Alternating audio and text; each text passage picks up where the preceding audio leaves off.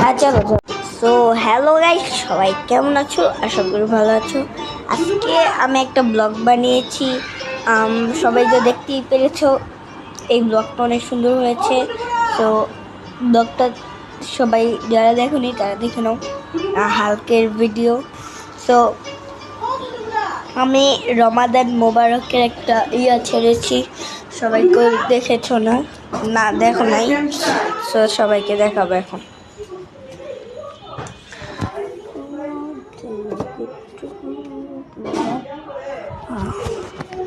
আম্মু আমার খাতাটা বই। সো আমি এখন লিখবো রমাদান মোবারকের একটা আমার ওটা হারিয়ে গিয়েছে, এর জন্য। তো আমি একটা নিয়ে নিয়েছি। এবার আমি একটা আঁকবো। আমি একটা হ্যাপিটা লিখে আমি রমাদান মোবারক লিখবো না, এই রমাদানটা লিখে তারপর কথা হচ্ছে। Let's go. সো আমি ঘুরে স্টার্ট করে দিছি, একটু পর দেখা হচ্ছে। ওকে।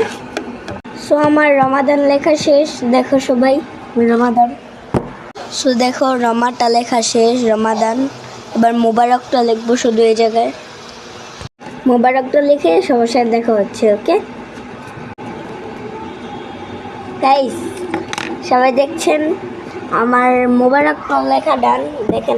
সো গাইস, রমাদানটা একটু বর্ডার করে ফেলছি আর মোবারক লেখা ডান আমার। এখন মোবারকটা আছে, মোবারকটা বর্ডার করার পর শেষ।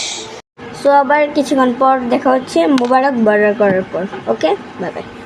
সো গাইস, সবার জন্য একটা সারপ্রাইজ আছে রে, রমাদান মোবারক। সবাই দেখেছো, অনেক সুন্দর হচ্ছে। কে যারটা সুন্দর হয়েছে কমেন্টে জানাও, কারটা সুন্দর হয়েছে, আমারটা নাকি আমার ওই ফ্রেন্ডেরটা, কমেন্ট করে জানাও। Bye bye. সো গাইস, আমার রমাদানটা লেখা কমপ্লিট, এই জন্য আপনারা দেখতে পাচ্ছেন আমার রমাদান মোবারক। এটা কিন্তু আমি বানিয়েছি সব থেকে সুন্দর রমাদান মোবারক, কারণ আমি সবাইকে দেখাই এটা রমাদান মোবারক। সবাই দেখছেন রমাদান মোবারক। সবাই কমেন্টে জানান কারটা সুন্দর হয়েছে। সবাইকে এই পর্যন্তই ব্লগ, আবার নতুন ব্লগ কবে আসবে আমি নিজেও জানি না। ওকে, সো রমজান দিন, বাই বাই, রমাদান মোবারক।